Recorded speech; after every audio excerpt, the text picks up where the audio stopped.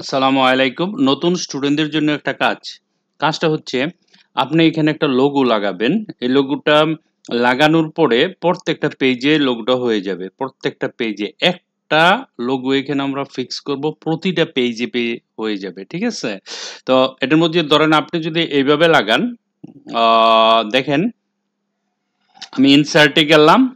তারপর আমি এখান থেকে একটা শেপ নিতে পারি। নিলাম। নেওয়ার পরে এখানে এরকম একটা গোল দিলাম। তারপরে এখানে আসলাম, পিকচারে গেলাম। ঠিক আছে? তারপরে এই যে পিএনজি একটা ইমেজ এটা নেবেন। নেওয়ার পরে আমি যখন এখানে ক্লিক করব, তারপরে এখানে আসার পরে নো বর্ডার করে দিব। ঠিক আছে? এখন প্রশ্ন হচ্ছে, এই যে আমি ধরেন একটা ডিজাইন বা একটা লোগো এখানে ডকুমেন্টের এখানে দিলাম, কিন্তু এটা প্রথম পেজে হয়েছে, এই পেজে নাই।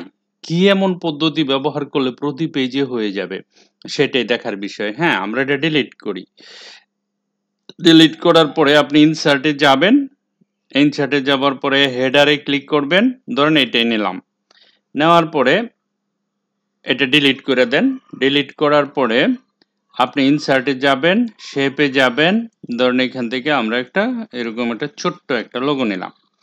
তারপরে এখানে আসেন, পিকচারে যান। পিকচারে যাওয়ার পরে সিলেক্ট করেন। সিলেক্ট করার সাথে সাথে তারপরে এখানে গিয়ে নো বর্ডার করে দেন। ঠিক আছে? দেখেন এখন আমার এটা প্রতি পেজে হয়ে গেছে। দেখেন প্রত্যেক পেজে হয়ে গেছে। ঠিক আছে? আপনি যদি এটা প্রিন্ট করেন, দেখেন প্রতি পেজে দেখাবে। ইনসার্ট, আমি যদি প্রিভিউতে যাই, দেখেন প্রত্যেক পেজে এটা দেখাবে। ঠিক আছে?